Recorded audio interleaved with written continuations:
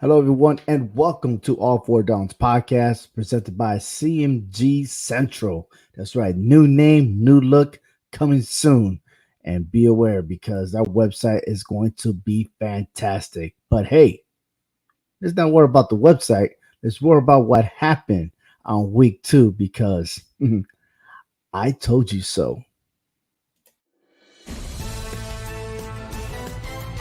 I'm going to take Appalachian State and those 19 points.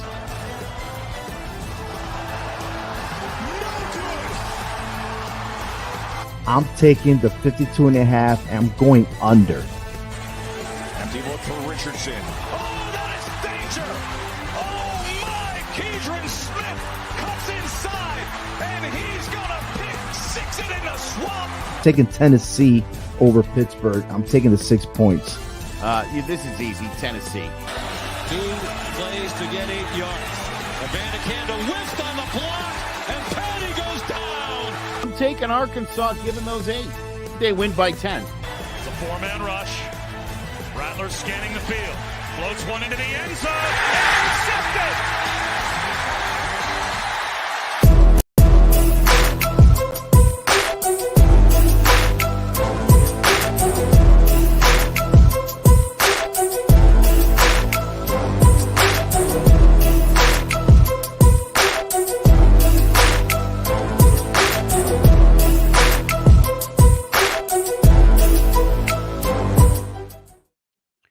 Welcome to All Four Downs, part of the CMG Central Network. I am Joe McGuire. Obi Muniz will be on with me in just a minute. Great show for you. We're going to get you all caught up on last week's action, including some headlines. At least one coach is out of a job. I'll speculate on 2 who I think might be next coming up in the final whistle. We killed it last week. We told you who to bet on. We told you who to take. If you didn't do it, that was your bad. We're going to give you some more games this week in third down. In second down, OV will give you his top 10. But first, before we get to the don't believe the hype section, we're going to run through some teams, and you let us know whether you think, we'll let you know what we think, whether to believe the hype or not. But we will get things started here in first down. OV, I was talking about this last week about Brian Kelly heading to LSU. Obviously, Marcus Freeman, things have not gone well in Notre Dame. Brian Kelly's got to be questioning what he was thinking in leaving that place in the first place. And, of course, Scott Frost, great story, did amazing things at UCF. Obviously, a legend at Nebraska. Fired as head coach after another embarrassing loss, this time to Georgia Southern, 45-42. Frost, in the offseason, fired 4 offensive assistants, took a pay cut, and reduced his payout from $15 million to $7.5 million. I'll get into why October 1st mattered. They couldn't even wait to get this guy out of the building.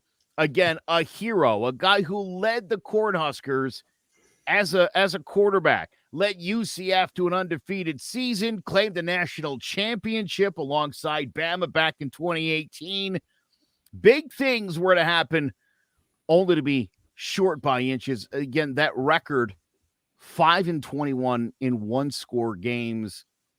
Something about Scott Frost just couldn't get this team over the finish line. It's a shame. I like Scott Frost, but UCF is not Nebraska. Plain and simple.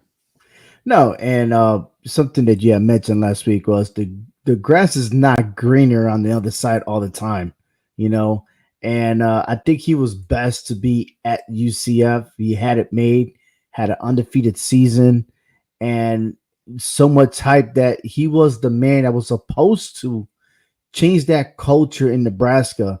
And there's a difference between being a coach and being a player, and that's not the same thing. It's not. So congratulations to him as a football player, but as a coach, something was really missing. I mean, wow, it took him that long. And I'm just curious, why now? Why couldn't you not do it in the off season? What was so special? Because of the kneel, because all the transfers, and yet it was the same thing. They have the talent in that team. and he was not able to change it up. And you know what? I said this as a joke earlier with the in the NFL episode with Hector. Um, he's going to go to Alabama because all these coaches that get fired, where do you think they go? Sure. They're being an assistant coach in Alabama, spent 1 to 2 years there, and it's like the AA meeting with all the alcoholics, right? And they're gonna go over there, and then all of a sudden they're gonna be blessed. You're all forgiven, and then they go somewhere else, and they're gonna succeed. I feel like that's Scott Frost. I think that's his future. I can 100% get behind that. Meanwhile, associate head coach Mikey Joseph has been named the interim head coach. Whew, got his work cut out for him. By the way, the first black head coach in Cornhuskers history. I like this. This is solid. This is why you have associate head coaches, so that if you have to make an in-season coaching change. And listen, Ovi, I disagree. I mean, this team could have waited. They could have saved themselves a bunch of money and waited to fire him till later in the season. Something happened behind the scenes, and we don't know about it, and they had to rush it because look, if you're paying this guy $10 million buyout or more, whatever it is, and they say that in October 1st it was going to reduce to $7 million, I think I will wait till after October 1st. But then again, that does also hurt your recruitment. You know what I mean? You keep losing these games and everything, and all you see is Scott Frost. I mean, look at, if I'm that kid that's trying to go to college and I see this look, you think I want to go to that college? I don't think so. No, not at all. So. And I would not blame you, highly recruited freshman. And what? Here's another look. You ready for this? Look at this moment. You think I'm going to go to those colleges? I mean, yeah, Notre Dame, it has his name. Don't get me wrong. Yeah. But, man, I don't know. I just have no idea. Again, it is what it is. You know, that's part of the game. And as far as for Notre Dame, I was questioning on who was their starter. I think Pine was a lot better quarterback to start with, not because he's here from Connecticut, but I know he took over the game at the end and threw an interception. But you know, it all depends on how much snap time you have preparing for the game. But I think LSU and Notre Dame are in a rude awakening this season, and we're just gonna have to wait for the next chapter, beginning of next season. You know, I again, like you're saying, I mean, I think for some of these coaches and some of these programs, sometimes it's just the right mix. It's the right coach with the right players. Things work out. Not everybody's Nick Saban. Not everybody is just going to walk into a room and command the respect and get players to play for them. Clearly, Scott Frost couldn't do that, as evidenced by the 5-21 record in those close games. They just could not find a way to win. Obviously, in week 0, they had a win in Ireland in their hands, and he blew that one, and that one was totally on him. And you can't lose to Georgia Southern. You just cannot do that. You should not lose to any game. Of course not. Conference. Dude, again, this is Nebraska. No. And I know things haven't gone great the last decade or so for Nebraska, but there was a time where Nebraska was one of the powerhouse programs in the country. And I think, and I get the hiring of Scott Frost, right? Former quarterback, led the team to its last bit of glory. That's almost an impossible situation, Ovi. Right, absolutely. It is. It is. You know, I mean, look, I got it. I got it because even before Scott Frost, that program was in danger, right? So they had to do something. And look, Scott Frost is a great head coach, but there's just something that was a little bit off. He was always short. So, but you know what else is short? Is just Frank. Hey, Frank, how you doing? Guess his culture was changed. Yeah, of course. It's just like what we said. I like to bust his balls a little bit. But hey, I would like to thank Don Play for subscribing to our YouTube channel. Thank you so much for your support. We definitely will cover the games pretty soon. But let's move forward because there's another thing that I'm disliking, and that is the AP polls. Okay. And before I cover my rankings, I like to say, and I like to ask you a question, Joe. Yeah. When you lose a game, does that mean you move up in the rankings? That is Not something that the generally AP speaking. and the coaches poll did for the Texas Longhorns, which they were not even in the top 25. And all of a sudden, you lose to Alabama and you make the top 25. I am dumbfounded about it. And I'm going to back this up because it's still on there. If you go to Clovercrest Media / all four downs, you will see my preseason. And I had Texas in the top 10 above Texas A&M. Okay. And it's still there. I'm not going to take it down. All right. But I'm just curious why they just put Texas now after a loss. And yes, Texas should have won that game. I could go political on it, but I will just move on there. But here's my top 10, and I'm starting from 7 to 10. Ole Miss, Michigan State, Arkansas, and I like Kentucky. Arkansas a lot. That's a good football team. Yes, I love it. Arkansas and Kentucky, they play spectacular.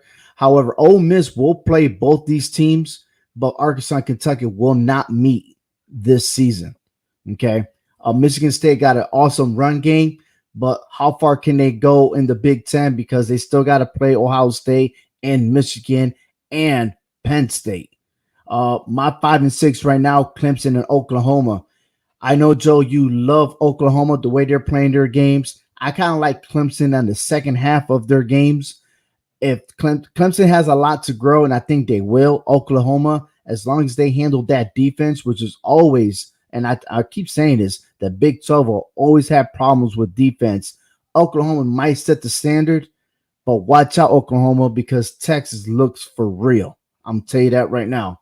And then my top 4, which kind of matches the AP and the coaches poll: Georgia, Alabama, Ohio State, and Michigan. Now, we got 2 SEC teams and 2 Big Ten teams. 2 of those teams will fall. So my question to you is, which 2 teams will be out of the top 4 midway through the season? Woof. Listen, I'll first of all, I want to point out, I'll also be mentioning Jimbo Fisher in the final whistle.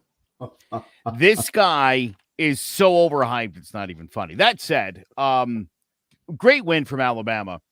I know everybody expects Bama to go out there and bash everyone's brains in 42-0. You got to get out of there with a win. I thought Bama did a great job in that game. Clearly, listen, Georgia belongs in the number 1 spot. I don't see this Georgia team losing. And I think you kind of do. And the SEC is really, really good. And they're not playing Bama this year. No, but they can still meet in the SEC championship. Oh, and I'm sure they will. But the way I looked at Alabama, I don't see Bryce Young as a Heisman winner this year.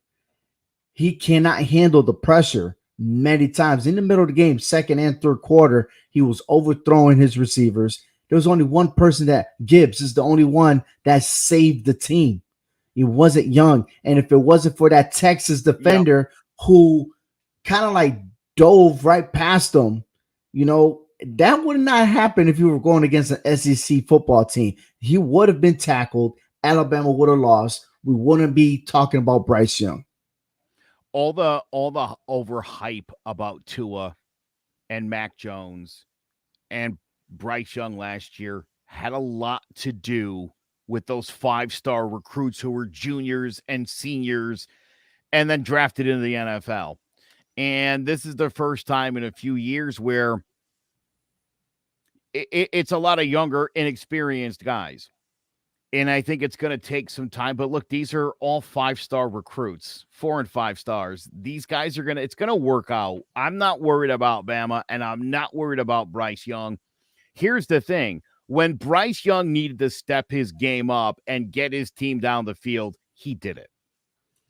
At what cost, though? I mean, there was some help with the referees, with the penalties, all right? And again, if it wasn't for that missed tackle, we wouldn't be talking about Bryce Young. we'll be talking about crowning Texas Longhorns.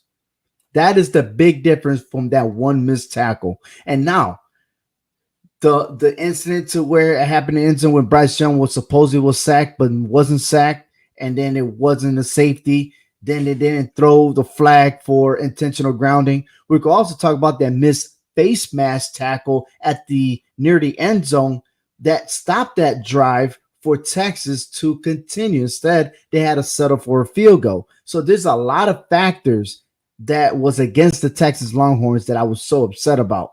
Okay, now did Alabama get penalties called? Of course they did, but they were like dumb penalties, like William Anderson Jr., who was always offsides. Why are you standing offsides? You're supposed to be the next guy going for the Heisman, but you make these dumb mistakes, false starts and stuff like that. That's like within the offense. That's internal. But now you're talking about pass interference, holding. Man, it felt like all the calls were at Texas. And that was frustrating when Texas always had that momentum. But like I said, I could go on and on and on. But I'll keep in mind that people see Alabama. They see Alabama. After that game, you shouldn't be scared of Alabama. And you shouldn't be scared of Texas A&M, because in the preseason, they were predicted those two were going to be the two top teams. I'm not so sure anymore. Well, it's Texas A&M, no, for sure. That said, I think by the time the year is over, one of those receivers is going to emerge at Alabama, maybe more than one, and I think they're going to be fine. Here's the other thing I figured out, Ovi, and I wasn't 100% sure about this beforehand. You know how much I love upsets. I was on the edge of my seat screaming for Bama to come back and win this football game. Oh, my God. And it dawned on me, roll Tide, roll. I'm a Bama fan, bro. I'm a Bama fan. I really am. I didn't think it would happen to me. I didn't want to be an SEC guy. Certainly it'd be easy to pick Bama, but I think I'm there. I think it's official. I was the opposite. I mean, I went on my picks for Alabama. I thought they were going to, cover the spread. But the more I watched Texas, I was like, come on, Texas. Let's do it. Let's do it. And that quarterback, Iwi, I think that's his name. It's too bad that he got hurt. Yeah. And I was even more upset why I hated Alabama, because the guy purposely stayed on top of him. Okay. I would have kicked him out the game, but it is what it is. All right. But that leads me to don't believe the hype. And with this one is, I'm going to ask you some questions, whether yes or no. Do you believe the hype or you don't believe the hype?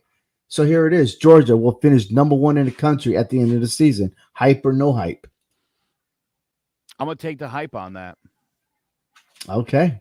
I like that. I'm same here. Concerns about Alabama's Bryce Young and the defense. Do you believe the hype or no? Less Bryce Young, but more the defense. Okay. Ohio State, Michigan will win. I'm sorry. Ohio State or Michigan will win the Big Ten. You believe the hype or no? As of right now, today, yes, I'm buying the hype on this. Okay. USC will make the college football playoffs. Negative. That is a big I had a Twitter argument with the Keys to the City podcasters who claim that USC is probably the next best thing. And I hope you hear me. And I'm going to tell you, absolutely not.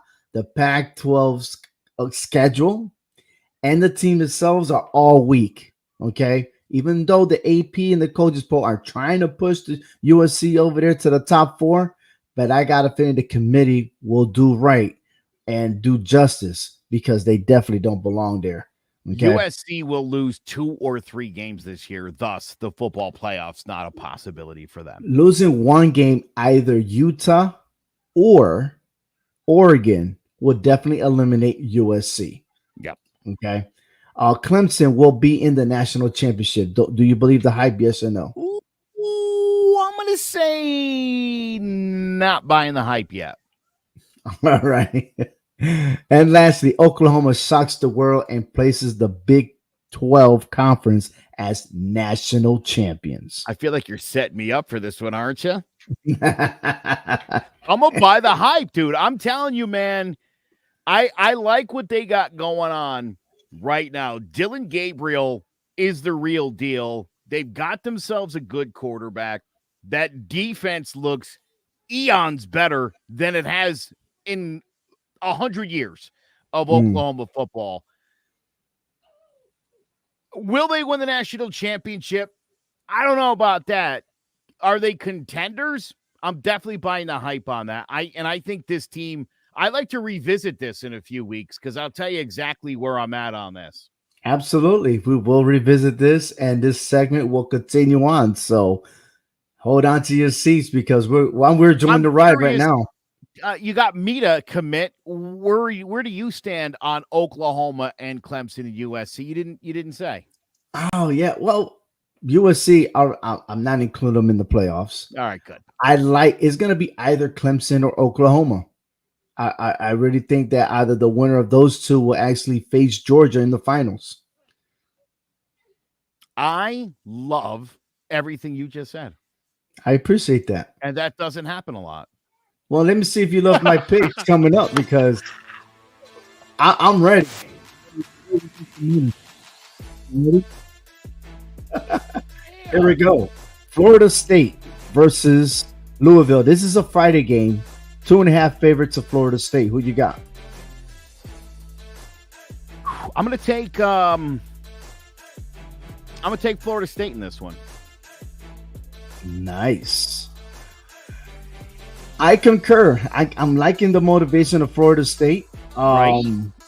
And I think they're going to win at the minimum by 1 touchdown. I think this is going to be a good game to watch on Friday. So, yeah, I got my popcorn ready on this one.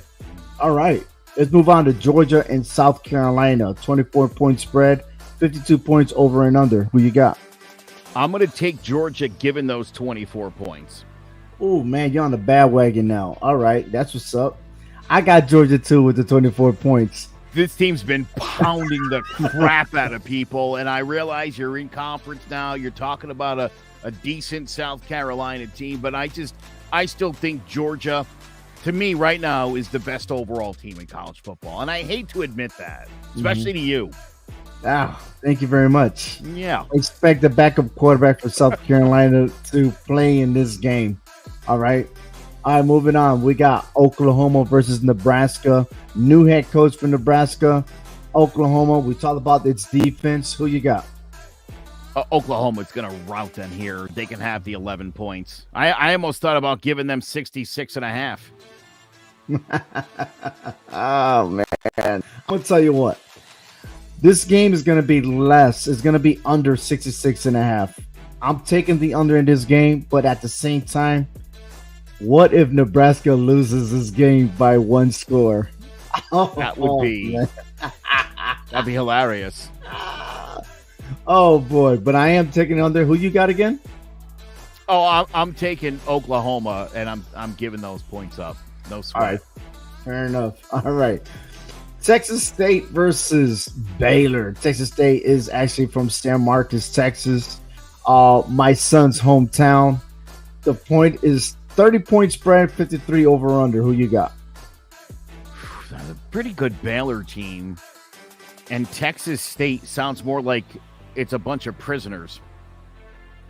I'll give them the 30 points, Ovi. I'm going to give them the 30. I'll take Baylor. Listen, 30-point spread, it's automatically I'm going over 53. I'm telling you that right now. Over 53. Baylor's going to score 55 points in this game minimum. So, yeah, you're good with the over. All right, awesome game coming up. BYU versus Oregon. 3.5 favorite for Oregon. 57.5 over under. Who you got? I'm going to take the under in this game. I think BYU wins a close game here. Listen, This is going to be a low score game. This is going to be a defensive game. That's why I'm also taking 57.5 under. Yes. Who's winning the game? You want to tell me who's going to win the game, or you don't want to commit? I'm not committing. There you go. All right, fair enough. Yeah, but I will commit to this game. Penn State and Auburn. I'm going to be ahead of you on this one. I am taking Auburn and a big upset over Penn State because it's at Auburn, okay? And I'm loving this quarterback, and I think that organization, even though it's at a rocky offseason with whatever happened internally with their internal investigation, but I think Auburn got this. They'll snap out of it. I know Penn State won last year, but that was in Pennsylvania. This is in Auburn. Give me Auburn the 3 points.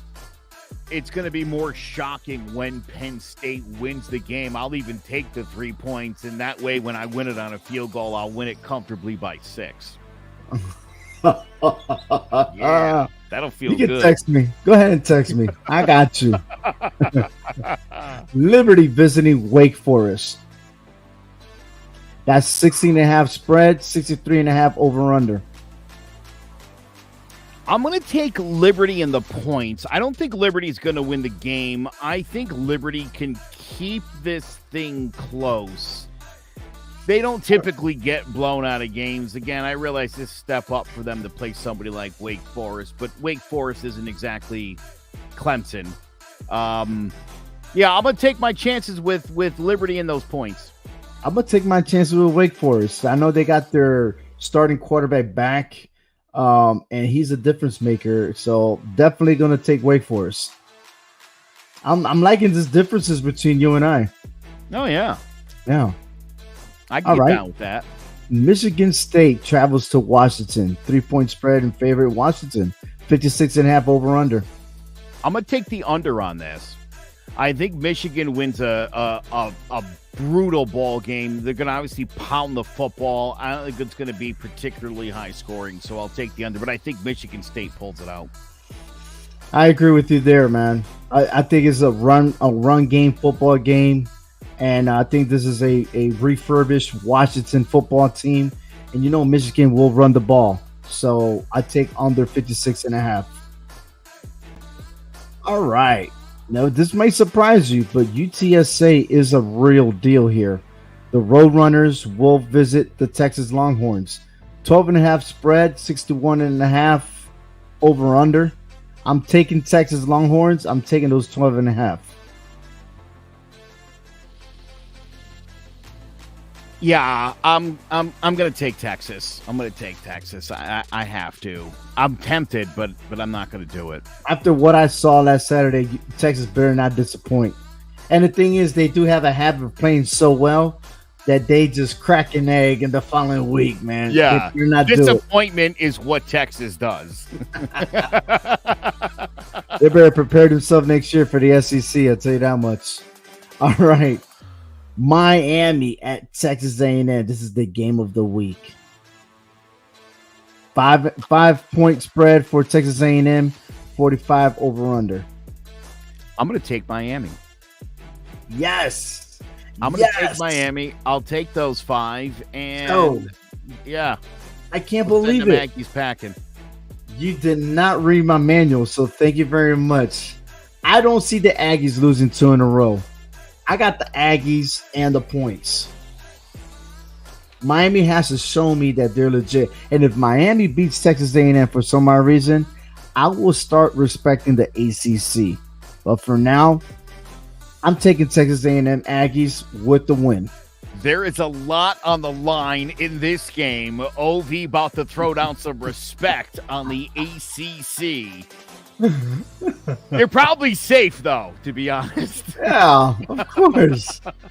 And this show is brought to you by the CMG Central. Stay tuned for the website because it's up and coming with just not only just all 4 downs, but every other sports podcaster out there that is sponsored by CMG Sports, the best podcast network around the world. Now, we are getting tuned in to 4th down. And Joe, I know you have a lot to say. And as always, get it off your chest, Joe. Please do. Yes. Listen, hiring Jimbo Fisher to a 10-year, $75 million deal was it not a mistake by Texas A&M. The problem actually happened just before the 2021 season began. School administrators decided to restart his contract window, only this time at $9 million a year and increasing $100,000 every single year, which not only keeps Fisher under contract through 2031, it eventually makes him untouchable for the rest of the decade. And all of this is based on a 9-1 season during the 2020 COVID year that might have been a fluke. This team is 35-15 under Fisher, counting Saturday's disaster against Appalachian State. Now, Fisher's contract is exactly what's wrong with college football. Too much money spent on mediocre coaching and not enough to the players. Nebraska finally unloaded Scott Frost at a cost of $15 million. His exit was so urgent to the program that rather than wait October 1st and save $7 million, they sent him packing in the middle of the night. And the reason being, Frost and the Cornhuskers lost to Georgia Southern, a Sun Belt opponent, mind you, coming off a 3-9 season themselves. The Huskers now 1-2, 16-31 in Frost's 5 seasons and change, including 5-21 in one-score games. Say it all the time, the grass is not always greener. First-year Notre Dame head coach Marcus Freeman met with the media yesterday to explain what he's going to do about the Irish's 0-2 start, which included a terrible home loss to Marshall. He's also got to do it now with the backup quarterback, with Tyler Buckner suffering a season-ending knee injury. Freeman, by the way, is the first head coach in Notre Dame history, you count the bowl game from last year, to lose his first 3 games. Here's the thing. Every situation is different. Every program is different. When you find a good program and you're happy and you're winning and things are going well, just stay. Because in the big business of college football, this mediocre coaching just won't do. Consider yourselves all on notice. That's going to do it this week for All 4 Downs. Make sure you check us out. Well, we'll get to the website and all that. That's all coming. Until then, you can still visit hhwshow.com or clovercrestmedia.com/all4downs to get all the latest on the world of football. XFL, hopefully we'll get that going too soon enough. A lot of football in our future. Thanks so much for tuning in. For Obi Muniz, I'm Joe Aguirre. We'll catch you next week for All 4 Downs.